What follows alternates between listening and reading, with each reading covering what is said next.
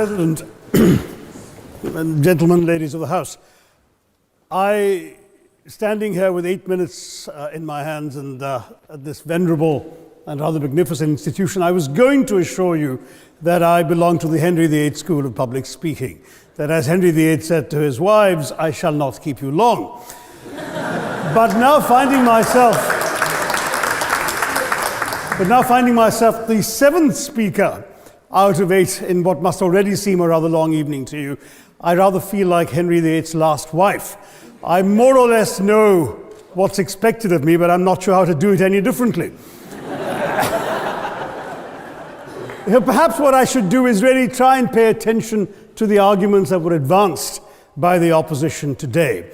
We had, for example, Sir Richard Ottaway suggesting, challenging the very idea that it could be argued that the economic situation of the colonies was actually worsened by the experience of British colonialism. Well, I stand to offer you the Indian example, Sir Richard. India's share of the world economy when Britain arrived on its shores was 23%. By the time the British left, it was down to below 4%. Why? Simply because India had been governed for the benefit of Britain. Britain's rise for 200 years was financed by its depredations in India. In fact, Britain's industrial revolution was actually premised upon the deindustrialization of India. The handloom weavers, for example, famed across the world, whose products were exported around the world, Britain came right in. There were actually these weavers making fine muslin, light as woven air, it was said. And Britain came right in, smashed their thumbs, broke their looms, imposed tariffs and duties on their cloth and products, and started, of course, taking the raw materials from India and shipping back manufactured cloth, flooding the world's markets with what became the products of the dark and satanic mills of Victorian England. That meant that the weavers in India became beggars, and India went from being a world-famous exporter of finished cloth into an importer, went from having 27% of world trade to less than 2%. Meanwhile, colonialists like Robert Clive bought their rotten boroughs in England on the proceeds of their loot in India, while taking the Hindi word loot into their dictionaries as well as their habits.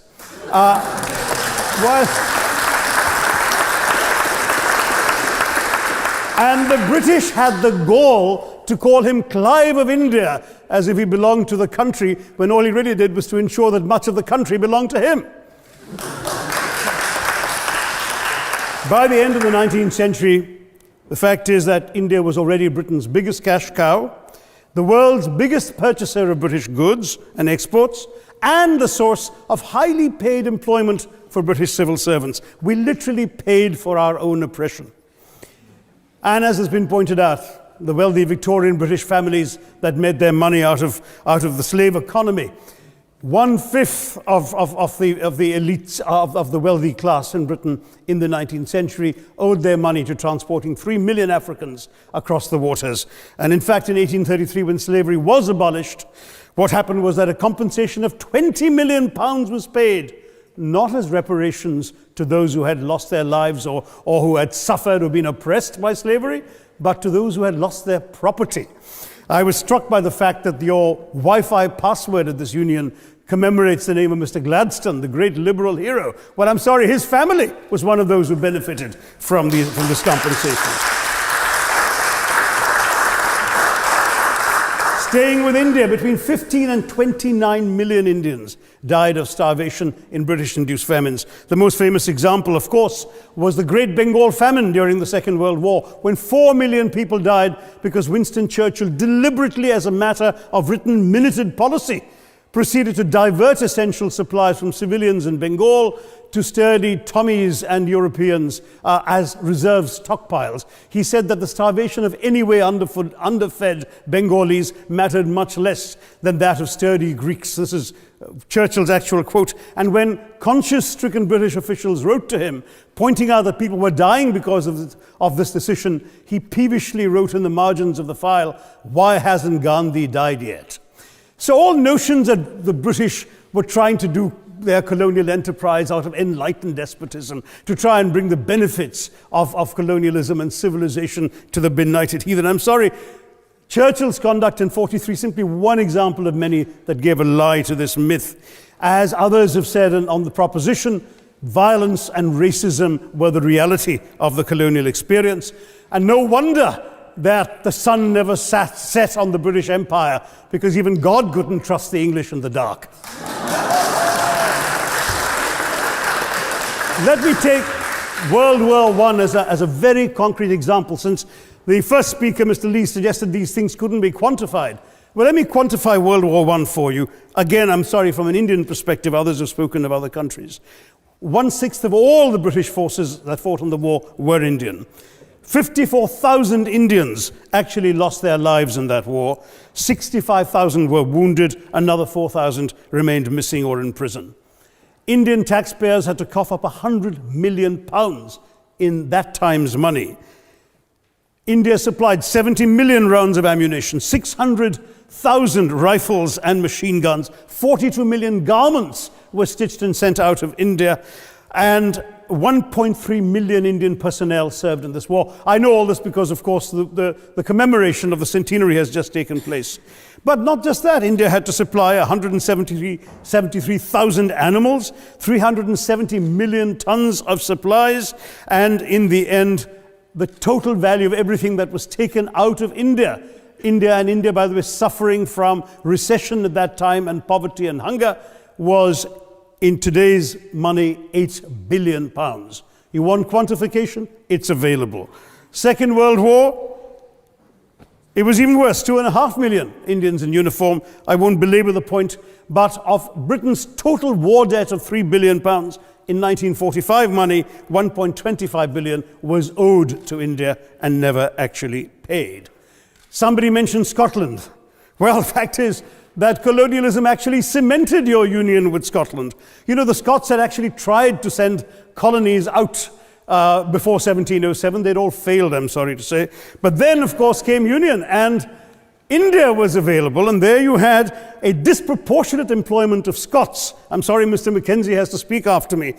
Engaged in this colonial enterprise as soldiers, as merchants, as agents, as employees, and the earnings from India is what brought prosperity to Scotland, even pulled Scotland out of poverty.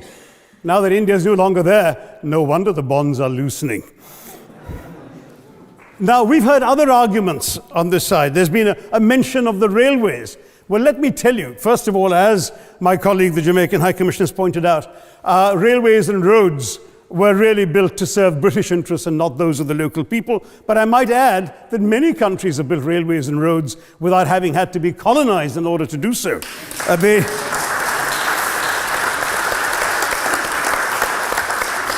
They were designed to carry raw materials from the hinterland into the ports to be shipped to Britain. And the fact is that the Indian or Jamaican or other colonial public, their needs were incidental. Transportation, there was no attempt made to match supply to demand for mass transport, none whatsoever.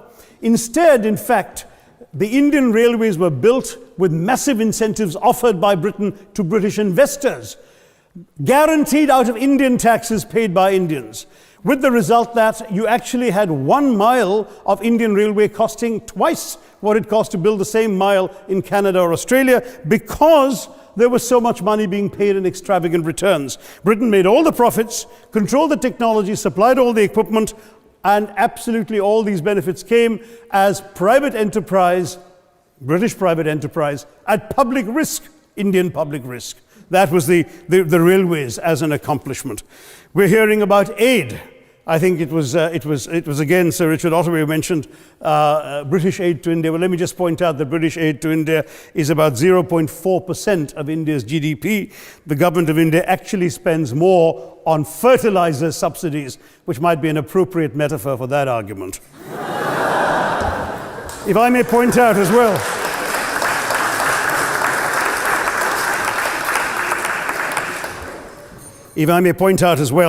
that as my fellow speakers from the proposition have pointed out, there have been incidents of racial violence, of loot, of massacres, of bloodshed, of transportation, in India's case, even of one of our last Mughal emperor. Yes, maybe today's Britons are not responsible for some of these depredations, but the same speakers have pointed with pride to their foreign aid. You're not responsible for the people starving in Somalia, but you give them aid. Surely the principle of reparations for the wrongs that have been done cannot be denied. It's been pointed out, for example, the dehumanization of Africans in the Caribbean, the massive psychological damage that has been done, the undermining of social traditions, of property rights, of the authority structures of these societies, all in the interests of British colonialism. And the fact remains that many of today's problems in these countries, including the persistence, in some cases the creation of racial and ethnic and religious tensions, were the direct result of the colonial experience. So there is a moral debt that needs to be paid. Someone challenged reparations elsewhere. Well, I'm sorry, Germany doesn't just give reparations to Israel. It also gave reparations to Poland. Perhaps some of the speakers here are too young to remember the dramatic picture of Chancellor Willy Brandt on his knees in the Warsaw Ghetto in 1970. And there are other examples. There is Italy's reparations to Libya. There's Japan's to Korea. Even Britain has paid reparations to the New Zealand Maoris. So it's not as if this is something unprecedented or unheard of that's going to somehow open some sort of nasty Pandora's box. No wonder Professor Lewis reminded us that he's from Texas. There's a wonderful expression in Texas that summarizes the arguments of the opposition: all hat and no cattle. Now,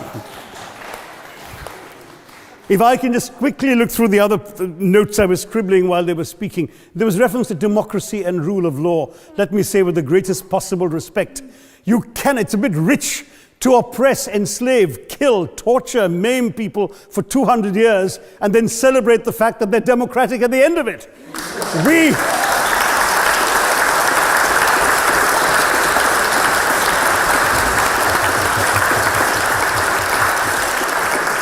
We were denied democracy, sir. We had to snatch it, seize it from you. With the greatest reluctance, it was conceded in India's case after 150 years of British rule, and that too with limited franchise. Yes, indeed, ma'am.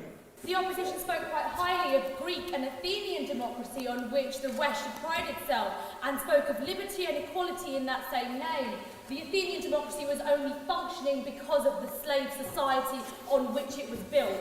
That's the nature of colonisation. All right, I don't think that needs contradiction, not from me at any rate. But if I may just point out, I think the argument made by a couple of the speakers, the first speaker, Mr. Lee in particular, conceded all the evil atrocities of colonialism, but essentially suggested that reparations won't really help. They won't help the right people. They'll be used as a propaganda tool. They'll embolden people like Mr. Mugabe. It's always nice how in the old days, I'm sorry to say that the people of the Caribbean used to frighten their children into behaving and sleeping by saying Sir Francis Drake would come after them. That was a legacy of that. Now it's Mugabe will be there. So this is the new sort of Sir Francis Drake of our times. The fact is very simply, sir, that we are not talking about reparations as a tool to empower anybody. They're a tool for you to atone for the wrongs that have been done. And I am quite prepared to accept the proposition that you can't put a monetary sum on the kinds of horrors people have suffered. Certainly no amount of money can expiate the loss of a loved one, as somebody pointed out there. You're not going to be able to figure out an exact amount, but the principle is what matters. The fact is that to speak blithely of sacrifices on both sides, as an analogy was used here, a burglar comes into your house, ransacks the place, stubs his toe, and you say, well, there was a sacrifice on both sides. That, I'm sorry to say, is not an acceptable argument. The truth is that we are not arguing specifically that vast sums of money need to be paid. The proposition before this House is the principle of owing reparations, not the fine points of how much is owed, to whom it should be paid. The question is there a debt? Does Britain owe reparations? As far as I'm concerned, the ability to acknowledge a wrong that has been done, to simply say sorry, will go a far, far, far longer way than some percentage of GDP in the form of aid. What is required, it seems to me, is accepting the principle that reparations are owed. Personally, I'd be quite happy if it was £1 a year for the next 200 years after the last 200 years of Britain and India. Thank you very much, Madam President.